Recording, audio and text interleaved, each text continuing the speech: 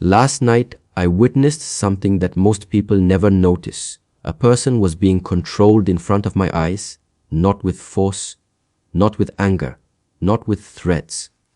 They were smiling. They believed every choice they made was their own. They believed they were free. They believed they were safe. And that is what made it dangerous. This happens every day. To ordinary people, to intelligent people, to kind people. It happens quietly.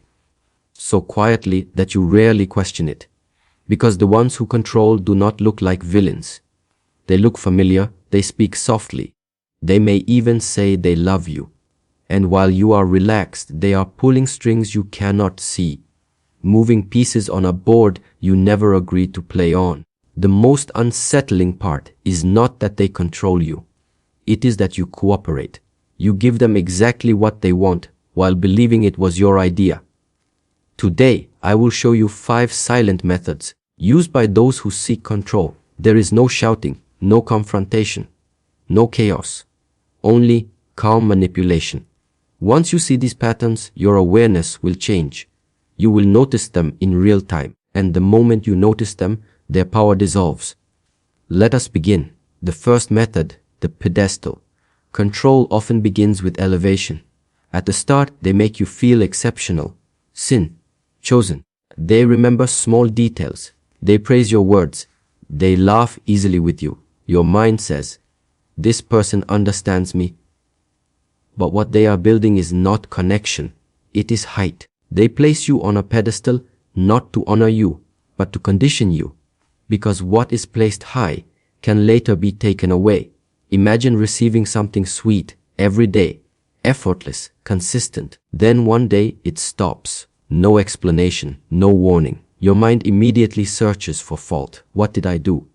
How do I get it back? This is the mechanism. Affection is given freely at first, then slowly withdrawn. And without realizing it, you begin adjusting yourself. You speak differently, act differently, shrink yourself slightly, not because you were asked to, but because you want that feeling to return. This is not love. It is conditioning. True respect does not rush intimacy. It grows quietly. Those who rush closeness often intend to use it. Watch carefully. If someone makes you feel extraordinary too, quickly be still. Depth does not hurry. The second method, the inverted victim. When a disciplined person makes a mistake, they pause, they reflect, they apologize. A manipulator does something else. They redirect. You express that you were hurt. Instead of accountability, you receive a story, their difficult life, their stress, their suffering. Slowly, the focus shifts. Your pain becomes inconvenient. Their pain becomes central. And soon, you are the one apologizing for being hurt. This is not confusion. It is strategy. They compete in suffering. No matter what you experience, they experience more. Your exhaustion is dismissed. Your sadness is overshadowed. Because as long as they are the greatest victim, they are never responsible. Real care sounds like this. I see that I hurt you. I am listening. Manipulation sounds like this. You think that's bad. Let me tell you about my life. When someone consistently occupies all emotional space, you slowly disappear. Strength takes responsibility. Weakness hides behind stories. The third method, boundary testing.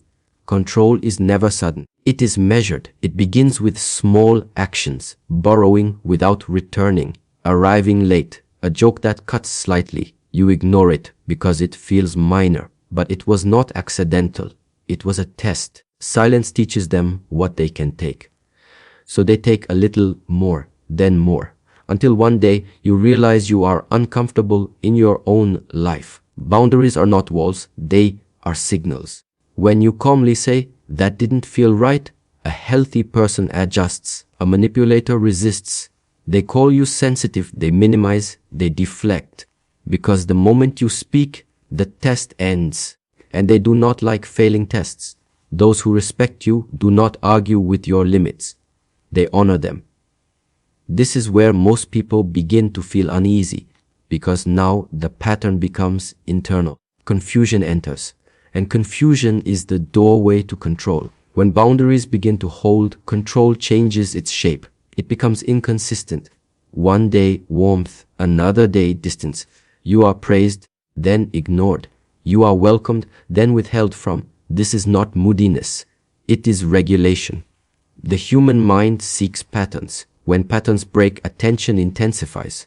You begin watching carefully, adjusting behavior, trying to restore harmony. What changed? What did I do? And without being told, you start working for approval. This is how confusion becomes leverage. If someone were cruel all the time, you would leave. If someone were kind all the time, you would feel safe. But when kindness appears unpredictably, you become attached to its return. This is not emotional connection. It is conditioning through uncertainty. Like a door that opens randomly, you stand waiting. This is how control enters the nervous system. Consistency is the language of integrity. Inconsistency is the language of manipulation. A grounded person does not make you guess. They do not keep you off balance. Peace does not require decoding. If you feel you are walking carefully around someone, measuring words, anticipating reactions, your body already understands what your mind resists. Clarity feels calm. Confusion feels urgent. Now comes the final and most dangerous method, isolation. It never begins with commands. It begins with comments. They don't really understand you. They don't appreciate you like I do. Something about them feels off. Nothing aggressive, nothing obvious, just enough to plant a doubt. Slowly other voices fade. Friends feel distant. Family feels inconvenient. And one day, you realize your world has become smaller, not because you chose it, but because it was guided. Isolation removes perspective. When there is only one voice left, that voice becomes truth. A person without mirrors believes whatever they are told. This is why control requires separation. Healthy relationships encourage expansion, connection, community. Manipulation seeks dependence. Real care wants your life full. Control wants it empty. Watch carefully. If someone resents your other relationships, questions your independence, or makes you feel guilty for living fully, they are not protecting you. They are narrowing you. And when you are alone, control feels complete. But awareness breaks it. The moment you see these patterns, you regain choice. You do not need confrontation. You do not need explanation. Distance is enough. Silence is enough. Strength does not announce itself. It withdraws with clarity. Understand this clearly. You are not weak for being affected. Manipulators do not target broken people. They target open ones. Kindness, trust, empathy. These are strengths. But strength without awareness becomes vulnerability. Now you know the signs. The elevation followed by withdrawal, yet victimhood replacing accountability, the boundaries tested in silence, the inconsistency creating confusion, the isolation disguised as care. Once seen, they cannot be unseen, and once seen, they lose power. You do not need to save anyone. You do not need to prove anything. Your responsibility is simple. Protect your clarity, protect your energy, protect your peace. Choose relationships that feel steady, not stimulating. Clear, not consuming. You do not owe access to those who drain you. Freedom does not arrive loudly. It arrives quietly the moment you stop participating. Endure quietly. Stand clearly. Walk away whole.